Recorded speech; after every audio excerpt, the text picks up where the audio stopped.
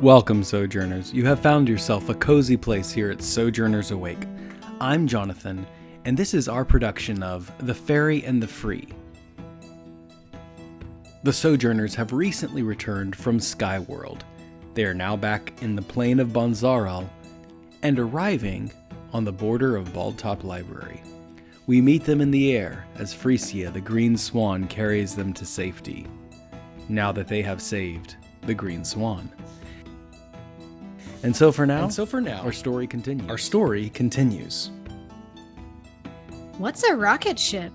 Alostra asks, but the strange and foreign word is lost on Triana. She hardly notices the question as she peers over the back of Frisia, staring down at the gold-glowing structure below. The stark white dome of Baldtop Library shines in the light of the rising sun, a tapestry of color reflecting what she now knows to be the giantess's design.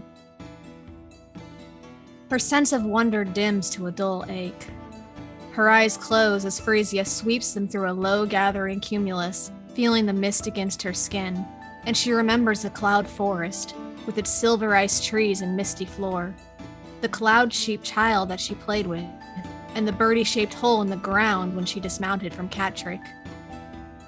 Frisia whips them out of the clouds as he descends, and the wind whipping at her hair reminds her of the dreadful basilisk venom which sent her ugly and careening in mad flight. Triana shudders and hugs herself, thinking quickly of the happy memories which followed, the kind words of her friends, the feeling of being cared about. Even the kind little wizard they happened to save. She pauses as she considers this memory. It was a complete accident, a sheer moment of happenstance, but they made a difference in someone's life. A positive difference. The wizard was free of the glass prison, free to live her life again as she pleased. Free in a way that Triana was not. She looks down at the library sailing closer. Maybe she should have stayed in Luminous, like Juvasa and her family. Untraceable, free to become someone different, someone better. Not the girl who fed travelers to fairy wolves for her mistress, who stocked bookends at a library in exchange for a longer leash. She glances back at the book in Alostra's hand. That was going to be her peace offering when the queen inevitably cornered her, the first moment she was alone in Baldtop. She'd gone there to serve another, yes, but she was always serving her first. But now she'd given the book to Alostra, and she couldn't bring herself to want it back. The girl looked so happy to be traveling away from her home, setting out on a new adventure. Triana's hand gripped the feathers of Frisia tighter. Who was she kidding? She couldn't stay in Luminous, not without Aramonte, and Frisia needed to go home. This mission had always been leading her one way, back to Baldtop, her kennel, her new redwood tree. She had all the knowledge of the worlds at her fingertip, but it wasn't enough to set her free. The queen was looking for her, and she didn't know what excuse she could give for her sudden, unexpected absence. All her hopes and dreams rested in the hands of the Prince of Autumn, and so did Aramonte. At least she wouldn't have to worry about running into the bookends. They had left Baldtop as well. And just as Triana thought this to herself, Frisia soars over the courtyard, and she looks down into the eyes of a very familiar gnome. Her heart falls like a stone kicked to the side of the black cliffs into the mauvey ocean, and she draws back between the wings of the swan. Well, welcome back to Baldtop, she thinks to herself wryly. Upon arriving back into Bonzaral, you recognize the signs in the sky as the month of cedar. Though the air is cold, the final month of winter is in play. With spring right around the corner of the seasons, Bonzaral braces for a new time. Now soaring through the air, Frisia painted quite the picture in view of Baldtop Library. The youths dropped their jaws and the elders wagged their heads, but everyone's attention landed upon the arrival of the green swan. The sojourners brace themselves as the swan makes her rapid descent onto the corkscrew highway, compelling you to grip tightly with the accelerating speed Suddenly his wings expand and break moments before running upon the ground. A warden calls out, "Kalan! We've got an incoming swan!" Frisia lands smoothly and extends one wing to ease your travel onto the pavement of the highway. Outside the main gate, 2 wardens stand guard. Although trembling, they grip their wands and prepare for attack. Simoon, Birdie, and Trina, you stand upon the corkscrew highway along with Alastra in giantess form. Frisia then begins to diminish in size. You see the eyes begin to bug out of the 2 wardens ready to defend their home. Knowledge, truth, and wisdom at their backs. Nevertheless, they call out. How do each of you respond? Guys, hey, the swan is this swan is shrinking. What's happening? Frisia is now the size of a tiny green swan. He starts pecking around a little bit. The warden begins to hold his, don't move, and he prepares a spell. I'll lock you in place. Do you recognize this warden? No, you do not. Okay. I was going to call him out. I'm going to hold my arm out for Frisia if he wants to perch on my shoulder or arm. I know swans are large birds, but you said tiny. And just give the guard a condescending look. Just be like, really? Is that how you treat your guests? Do you have an appointment? Kalan, we really need you. Well, I mean, we have an appointment with Millel, with the Prince of Autumn. We're pretty important people, and you do know who Bertie Cartwright is, right? I'm gonna have a statue. To see if he recognizes Bertie Cartwright, the waitress at Bald Top Brew, please make your persuasion check. Me? Yes. Do I get advantage because she helped? That's very true, you should. Yes. 21. The other warden speaks up. Bertie! Hey! He releases his wand. He says, wait, it's Bertie Cartwright. She's the waitress. Hot beer, right? I mean, that was a specialty when I was a waitress. But it still is. No, it's anymore. It still is. You'll never believe it. I mean, they just went with it, and pretty much everybody drinks it now. I mean, if you don't drink it, kind of a loser. So, hats off to you. Well, I don't really work at Bald Top anymore. I've moved on to better things. But if you guys are still drinking hot beer, then I will take credit for that because I like to take credit for all the things. Hey, that's great. Well, hey, you do need to check in with Kalan, and he points to an amethyst stone outside of Bald Top. You hear Kalan's voice on the other side of the stone. Hello? Hello? Yes, who is this? My name is Bertie Cartwright, and you guys are planning to make okay. a statue of me here? You're back. That's well, wonderful. Of course. Okay, why are you... Let me ask this the best way. Why are we on lockdown? Think our swan scared them. Oh, okay. Is that... Did you not see the big swan that we flew in on? We did. Okay, so is that the swan that we were... Yes, this is this one right here. Okay. He's kind of right. shed Say a hi, little weight. Frisia just looks at you. Okay, I will get the doors open. Thank you so much. The wardens drop their wands. The shield to the door releases. Corkscrew Highway now spills into the courtyard. You get a couple looks as you pass through. Does Alastra get stopped? So Alastra, yes, is stopped at the front gate. And at that point, one of the wardens says, wait, there's a price of admittance. And at this point, Kalan does come running up. He gives each of you a quick nod, but resumes his duties as the warden. He spends a couple moments talking with Alastra, outside of your circle. Oh, that is Elastra. She's really nice, and I think she will do well here.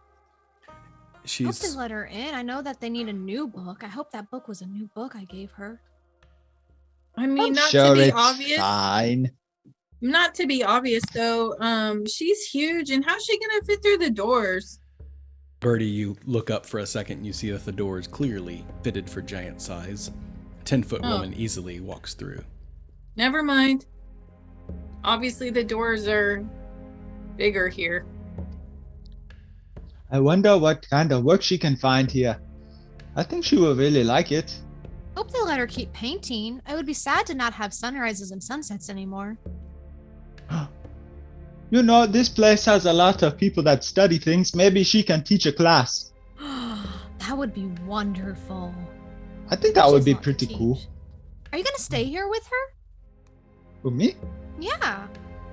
I don't know. Balltop is a nice place, I know, but it's not exactly where. But Simoon, you kissed her. You can't just kiss and run. Whoa. She kissed me. I did not do anything, and that was her own actions. And I'm still quite terrified to thank you very much. But nonetheless, no. She's a friend who's a girl, just like you. And nothing more. Does that mean I get to kiss you? No, definitely not you. Hey, not to change the subject, but I want to change the please do. subject a little. Yes, Bertie wants to change the subject, Tirina. Well, Why don't you stop talking now? remember that kid that was staring at me? Oh, maybe you weren't there. What? I don't think you were there. You guys were fighting in the dog room with the electronic dog. Oh, goodness me. I accidentally kissed a kid that was staring at me, and Irony? I think he got in trouble. Oh, I forgot about him. Wait, Irony is in trouble? You kissed Then Irony? we must save him. What kind of trouble is he in? I mean, I'm not sure, but I don't think he was supposed to let us in that room, and he might be in trouble because he was flirting with the guests of the Balltop Brewery and Library. By now, Kalan has kind of broken his conversation with Elastra and is looking back to you every time you say Irony's name. Well, that was Irony's fault. He didn't have to let us into the room. I only asked. It wasn't my fault. I didn't do it. And I mean, once the door was open, I just assumed it was okay to go in. It's not my fault that dog thing attacked me and I broke it. I mean, I would have helped fix it, but that's not the point. I'm sure everything is fine. Nobody said anything to us about it. Everything is fine. Yes. Elastra is standing about 30 feet away, waiting with the book in her hand. So she says she would like to enter into Balltop. That being said, it has been a while since we've had the giant folk here. Well, then this shall be good news for you, because you have now a representation that you did not have. It is good, and you're right about the representation. The only concern is we don't have accommodations for her. She has mentioned that she's willing to drink the potions to stay in diminutive size, but even I know that is not sustainable. So knock down some walls. I don't see what the issue is. So you're volunteering to help. To destroy some walls? Sure. Well, yes, that's what I'm implying, is we might need a little bit of assistance on making those accommodations happen. Given that you are of a few talents, and Of course. You know how to build things, Trina? No, I know how to destroy things. Well, have you ever built a building before? No. Have you? Oh, I have not. No. Dare I ask, Birdie? Are you also, as well as a waitress, a rescuer of swans, also a construction? Well, my last name is Cartwright, And that's mostly because I was raised by a carpenter guy who made carts, basically. So, yes, I know how to make things. That's incredible. I didn't know that. Well, now you know. So you can vouch for Elastra. 100%. This is a weird line of questioning. Well, we have quite the interview process for everyone entering in here. You participated in as well. I did. The book is not a perfect copy. We have one of it, although it is a second edition. There's only been a few minor adjustments to it. Given how you've helped, we will allow this book to come in as well as Elastra. We would like to see a little bit of... Well, the reason I ask is we've had a little bit of destruction here. We had an attack at Bald Top, and most of our construction is directed towards rebuilding the Temple of Kondanok. Oh, I noticed that.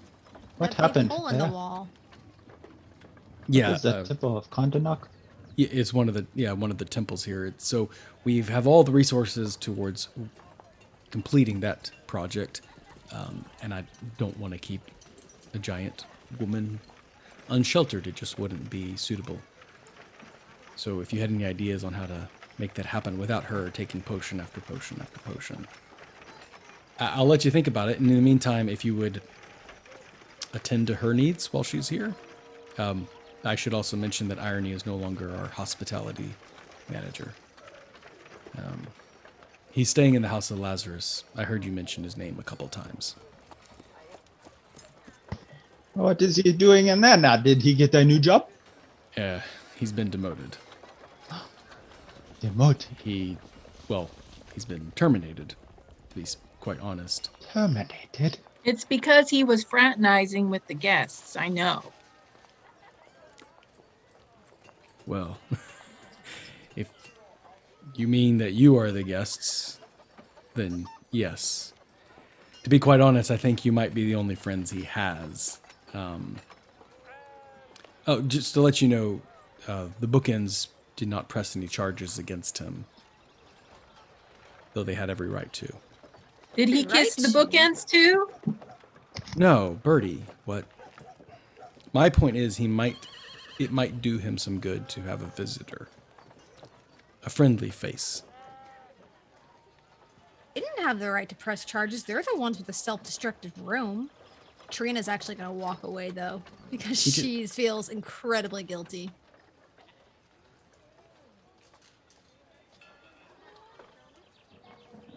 While you're walking around the courtyard, surveying the area,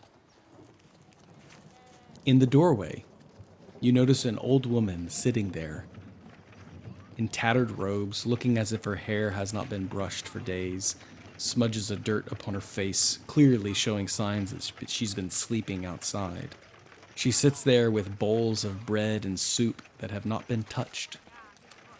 She mutters to herself, hugging her knees. "It's the end of the world," she says. "The end of the world." She looks over at you and grabs one of your hems, of your cloaks. "I promise you, the end is coming. The end is near. If you do not believe, then you are not paying attention." Kalan pulls you away. It's okay. It's okay. Well, you're free to roam about the courtyard. I have accommodations for you at the Pilgrim's Rest. Private rooms. You'll be happy there. Please let me know if you need anything. I'm very busy. He turns to walk away. That was so rude. He said, "Let us know if we need anything. I'm very busy," which made it sound like he doesn't want us to let him know if he needs anything. Elastra stands towering over you, folding her arms, just looking around. So, Elastra, what did they tell you? That you're free to stay here? That they're going to take you as a witness? What's going on? Oh, no, I'm just a pilgrim here. They said I could stay at the Pilgrim's Rest, but unless I'm willing to pay for the potions and take them, I don't have any accommodations. So I have slept outside before. I'm sure there's some place I could sleep. That is ridiculous. I cannot believe that they don't have a place for a woman of your size. You know what, though? Dang it, I It's just not. had an idea. I could probably I could fit into most buildings. It's just that I have to squat or sit. And I mean, there's some doorways here that could work. That temple over there seems to have a big door. I could stay there. I'm honestly a little embarrassed. I feel like I'm an incredible burden, and I don't mean to have so much attention placed upon me. And No? Trina is like fidgeting and looking at Birdie and Simoon and hoping that they'll say it before, maybe like, I don't know how hospitality around here works, but maybe, we could go ask the former hospitality person. He might have some ideas of how we can help Alostra. If Birdie wants to go talk to him, it's her boyfriend. I mean, there might be some kind of witch doctor that knows potions that can maybe shrink you permanently if you're into that. No. I'm okay. I just think maybe I should go somewhere else. I don't want to shrink permanently. That feels so committed. And you do not want to betray who you are. Well, I don't even know what the outcome of that would be. I mean, there could be, plus trusting a witch doctor. I don't know this person. I'm a little nervous about making any kind of decisions at this point. Do not be nervous, Alasha. We will take care of you. Yes, we could go talk to Irony and see what he might know. But to your point, Birdie, I wonder if there would be some type of magic that could be cast to create a building. We have all this magic to help people directly. What about the ability to create a structure? You know who else might know? How did Kringchef get his house? Somebody had to build that for him. Maybe he used magic. He seemed to be here for a very long time, but perhaps he knows a lot of things, and we have to stop by him anyway. We could definitely ask, and I know that Elastra will be a wonderful story for him. Oh, he would love to meet Alostra. Mm-hmm. He would? He's a cranky old man. But he has the two coolest dogs in this place. Well, I'm good with cranky old men and dogs, so just any place where I'm not a bother. Not a bother anywhere, and don't let anyone tell you that you are. I feel like if we go straight to Crankshaft, that would make the most sense, because he would have things that Boltop doesn't know. Hence the book that we had to get from him. And if Irony has been in jail, or wherever he is, protocols and things might have changed around here. I know back home, the guards at the palace would often change shift regularly, and nothing was quite the same, so as to keep people from getting through easily. As you're walking through the courtyard, you see Crankchef's cottage in the line of sight. But before you make any progress, you feel a tug on your cloak. One of the wardens who greeted you outside, now looking sheepishly, says, hey, sorry about earlier, addressing all three of you. My name's Fredson. Do you mind if I get an autograph? This is how it begins, Birdie. But then again, you should know this. Fredson then pulls out one of his study books, and he says, you could just, here's the quill. You could just inscribe in the margin there, if you don't mind. Why? Because, I mean, you're kind of famous, and your signature means a lot. For once, Birdie. Trina has nothing to say. Oh, Birdie just grabs the book and she takes the quill and starts coloring in her thumb. And so it has an ink thumb, and then she pushes down on the book, and then she writes like a big capital B. You're welcome. Next time I'll charge you. He looks at the signature as if it has a value already of its own, and looks towards Simoon and Trina. Simoon grabs the pen and the book from Birdie, and he just holds the quill in an awkward position. He just kind of sticks his tongue out and slowly just does not gracefully slide the quill along, and you see like this really oblong S, and then slowly like a little A, and then eventually he scribbles the rest of his name, and it's very like elementary grade writing. He He's looks just at it. like, Yeah. that looks good. Here you go. Karina takes the book and just gives a very flourishing, beautiful, fancy script of her name with like a little flowery leaf at the end. He looks much more interested in Trina's signature than Simoon's. And when he sees Simoon's signature, he kind of looks confused, but nevertheless closes the book and says, "Thank you, much appreciated," and runs off back to his post. Hey, as we're on our way to Crankshaft, first of all, that was very strange. Sorry. But as we're on the way to Crankshaft, what should we do with Frisia? Is he just gonna be with us? When are we going to find Milil or the Prince of Autumn? Frisia stands, tailing you, every once in a while pecking the ground. I nearly forgot about Frisia. Everything. Oh, the hustle and bustle here is just so much. Autographs and destroying walls and injustice against giantesses. There's just a lot happening at once. Also, did you hear that thing about the end of the world? Well, that's Oh. what that lady over there was saying. I didn't even pack a bag. Yeah. Don't worry, they it'll be they fine. have supply here that you can use. Well, whatever we do, we definitely should not walk Frisia by the door, the back door to the kitchen of Balltop. Bad 'cause- plan. Yeah. I mean, I've had bad experiences with that, so So let's go to Crankshaft. He'll probably like to meet Frisia too. Do you think the dogs will be good? The dogs will be good. They'll recognize Frisia. They're all from the same land. As you approach, you do see Crankshaft sitting outside on his front porch reading a book. The History of Bonsarel by Booker Telsum. As the morning sun catches his skin, it shimmers gold in this light. His two dogs outside, playing fetch. Pete! Bring Pete! He tosses the ball and it goes bouncing towards Simoon. Oh, hi, Mr. Crankshaft. It is Boom. good to see you again. Oh, hello, Pete and repeat. And Samir just like grabs the ball and like wrestles him and kind of scruffs the fur. And then he's, okay, ready? And he kind of like jumps around and then he just throws the ball. Go fetch. Before the ball leaves your hand, one of the dogs blinks above you, snatching the ball outside of your hand. Your arm throws against the air. Hey, you let us sneak.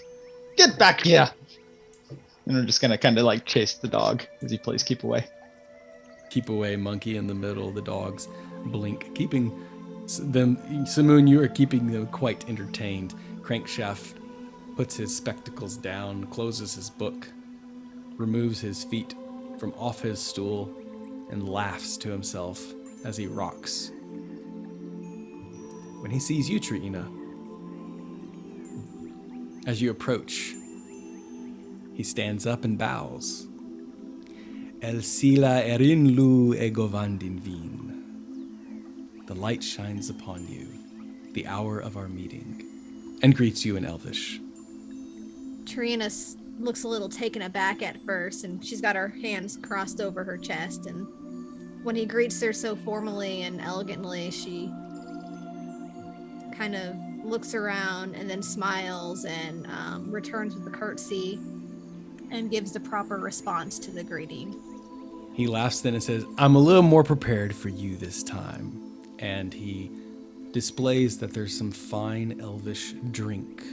Or he calls out to Rumtum, his Myconod servant, and she walks over and carries this tray of fine elven drink.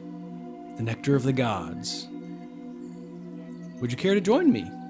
I would so much to love to hear your stories. Oh, hello, Birdie. How are you? hey, what's I see you have some drinks there. Can I have one? Yes, of course. They're for everyone. Let us toast to each other, for you have returned to Baldtop Library and to my front porch. He waves over to you to Simoon to join him. Well, thank you very much for your hospitality. And is it all right? This is our friend Elastra from Skyworld. She's new in town. He removes his thick leather cap and bows low and says, in Giant. May the dragons and the giants one day find peace in the world of Bonsaro. Alostra's eyes grow very large as she receives this draconic expression in her own language. She stutters to issue out the response, and he ignores her stammering. He offers her a smaller drink as well. I apologize, I don't have a larger cup for you, but hopefully you would like to join us. Please sit. It's a beautiful day outside. Simeon's gonna notice the Myconid servant. Oh, Crankchop, did your servant make it back home for the family affair? Thank you for asking, but no. That never happened, and we've just not mentioned it. She hasn't brought it up, so it's all right. I was not willing, and I talked some sense into her and reminded her that she's safe here, and I would be all thumbs if it wasn't for her. Oh, very good. Well, at least, yes, you are both safe. Yeah. It's a dangerous world out there, but what would I know of that? I've been sitting here on my front porch reading, waiting for you to come back. Well, looks like a building blew up over there. Is it a dangerous world in here too? Yeah, never a dull moment here at Bald Top. So that happened a couple days ago, actually. Some factory malfunction in the glass warehouse. Some sort of accident, I believe. That's what I heard. Okay. Oh, yes, well, it seems that you have had some excitement around here, but we have definitely got a story to tell for you. I'm all ears. Well, have you ever met Melil, the god of poetry? Not a personal meeting, but I have seen him once or twice. So he knows a guy that goes by the Prince of Autumn, right? And so this guy has lost this green swan up in a place called Skyworld. And see, we actually went and got that swan back, and this is it right here. His name is Frisia. Oh, beautiful creature. Oh, fantastic. The dogs are sitting down on either side of Frisia. Well, I don't know if you noticed, but perhaps you did, but we actually flew in on this one. There was a massive bird in the sky. Yeah, Yes. I would believe it. You may have caught me at a nap time, but yeah, I would believe that story. This adventure has been quite fun because not only did it start with a large animal flying ride, it ended with one. You see, in order to get to Skyward, we had to go on a big cat named Catrick, and he flew us there, and it was quite an amazing ride, and he is a very nice cat. He was very friendly to us, and he nearly had to rescue us from some wolves, but we managed to handle ourselves well. And and then we got to Skyworld, and let me tell you, it is like no place I have ever seen before. You wouldn't believe all the things that was there. I think my favorite thing was there was this drink, much like you're serving here, that was called a helium drink. And when I drank it, it made my voice get very, very high. And then I don't remember what happened because I blacked out and woke up on the floor. But it was quite funny.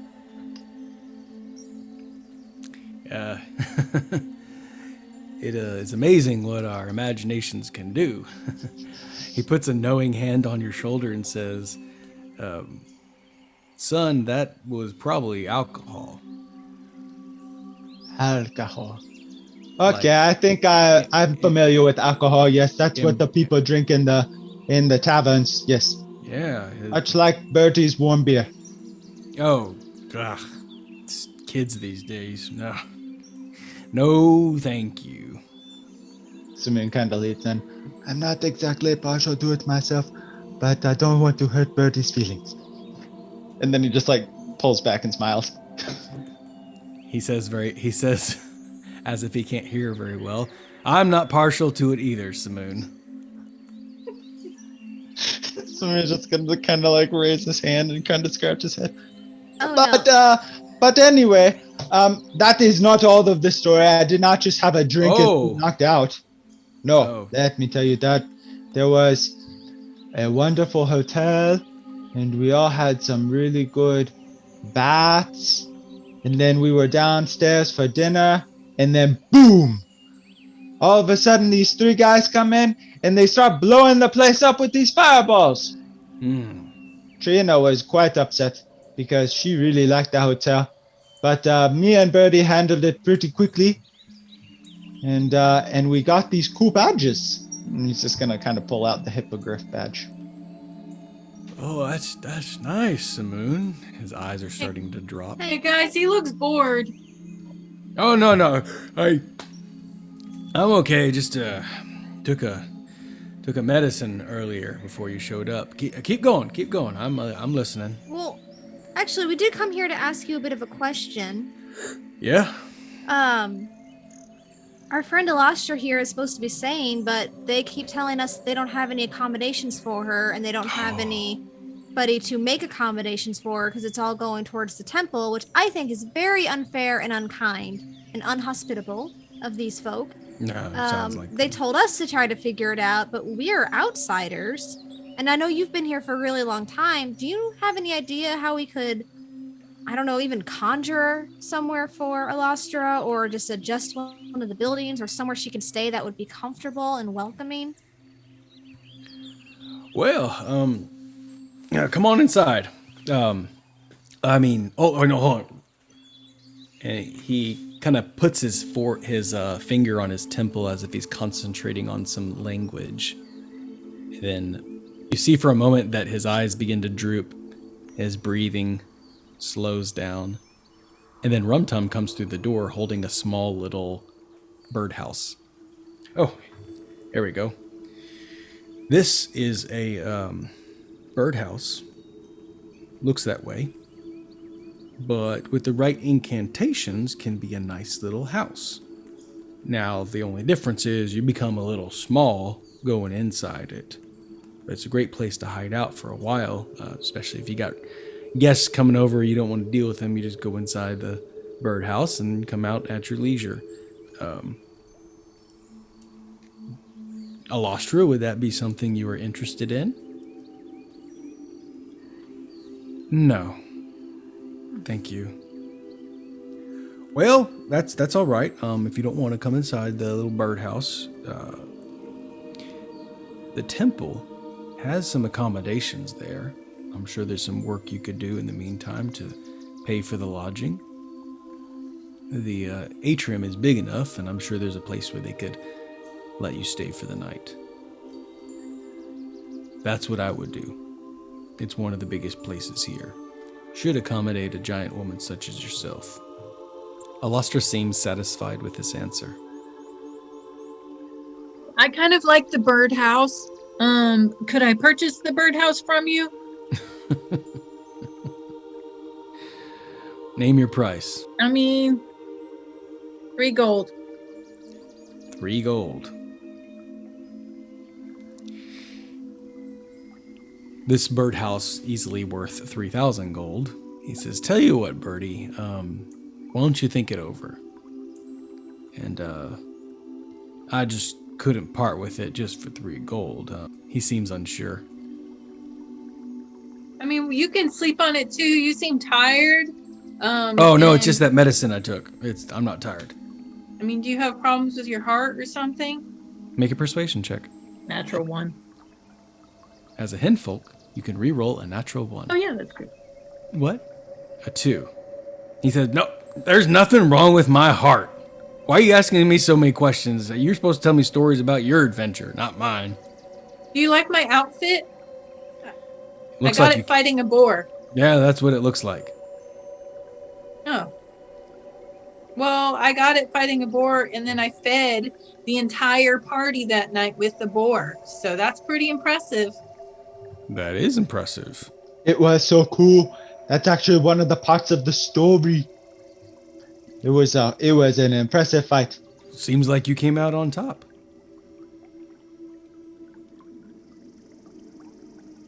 Good.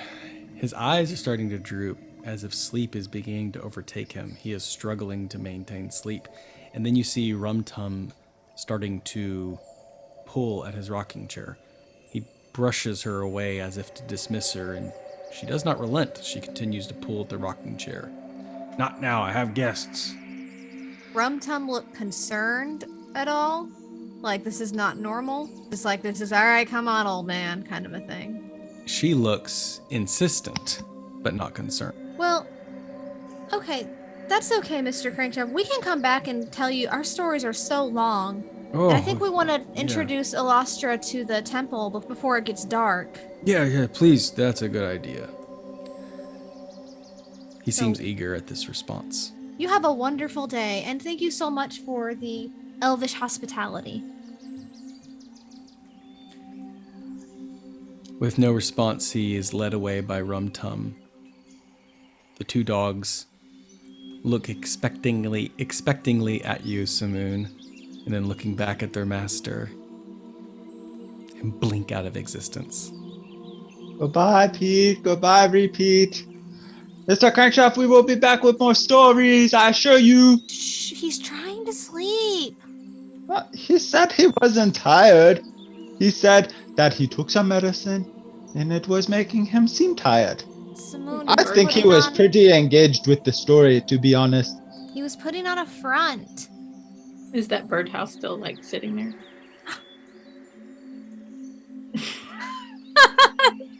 Listeners, I wish you could see the look on John's face. Tell you what, okay, so just for luck's sake, do a perception check. You have to get, we'll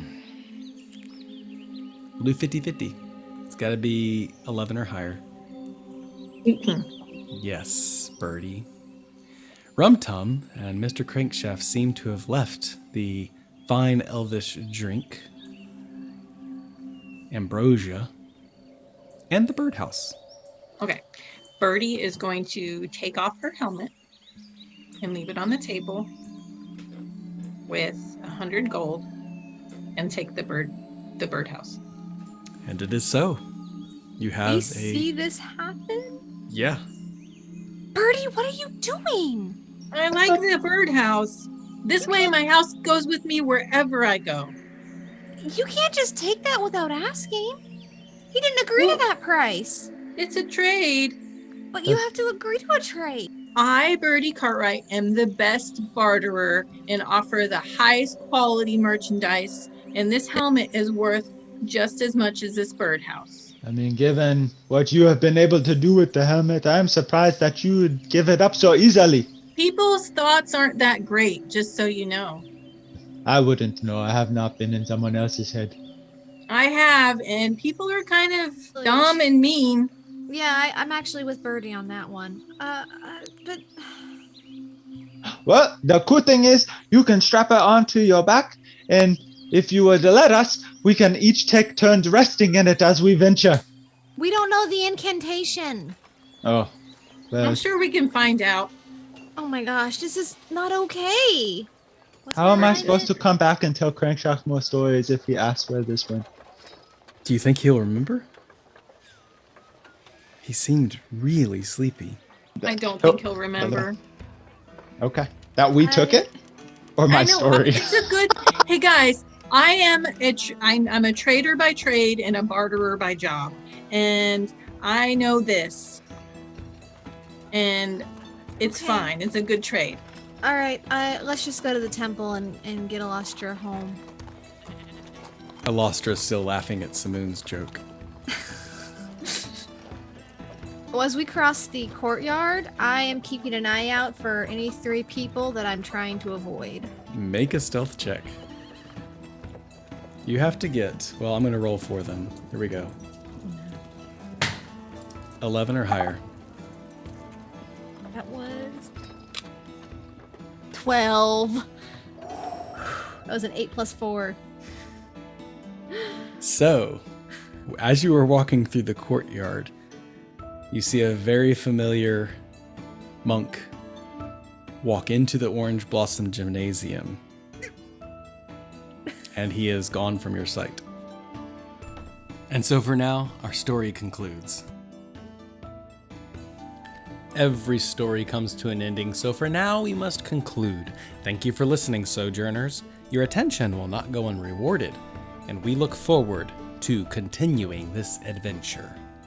If you enjoyed this background music and ambiance, you should go visit Tabletop Audio.